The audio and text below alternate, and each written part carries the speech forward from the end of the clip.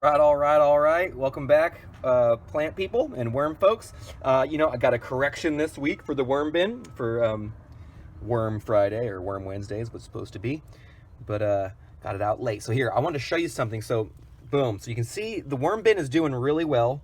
You can see there's some red wigglers there, being red and wiggling.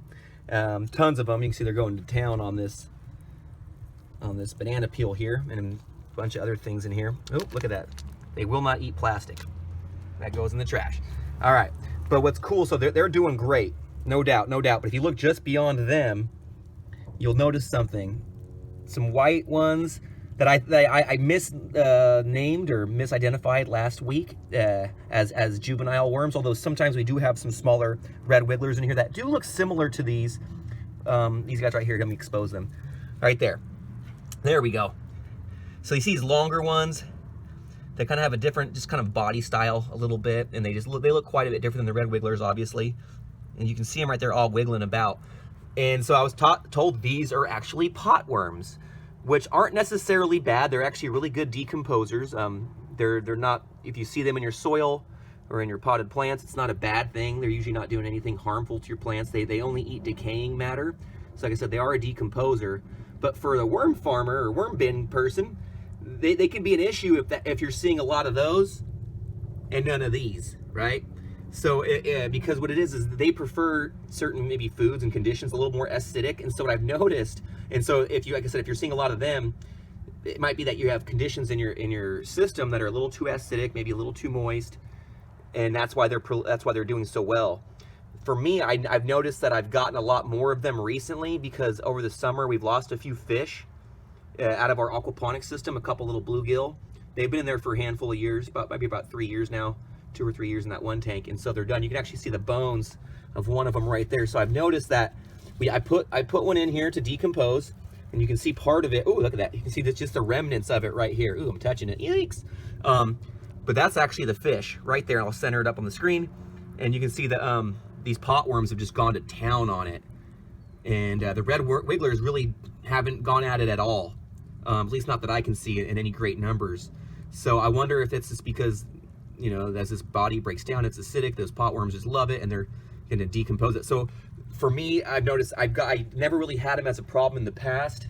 The system usually has done fairly well, and the numbers of red wigglers that we've had have usually been pretty high. Like here, just to give you an example, you can see there's tons in here, lots and lots. And I've noticed a lot of eggs lately, and that I've been basically over the summer just didn't get fed enough. But what it is these pot worms have just loved that decaying fish, which is freaky. And so here, let me show you right here. Over here, I have a little bit out, and you can kind of see it. Although now that I've opened it up for too long, the worms have all kind of hid. So I'm gonna flip this guy over. Oh, there we go. So you can see what they were doing. So the pot worms definitely love eating the fish. Not so much all the other stuff in here. They've really gone after that. And so hopefully it's just an isolated incident. I don't want to see too many of them. You can see some worms congregating, and some, this is just right at the surface. If you go below the surface, you'll see them like crazy in there, right? Ugh, gotta go wash my hands now. Actually, all that don't mind too bad. So, so that's it. So, hey, so those ones weren't young ones. Those were pot worms, you guys. And I want to say thank you. Is it to D Worm Composting? Dang, I gotta learn her name. But she schooled me up, and so did another YouTuber, and I appreciate that, getting the correction. Thankfully, all is still well.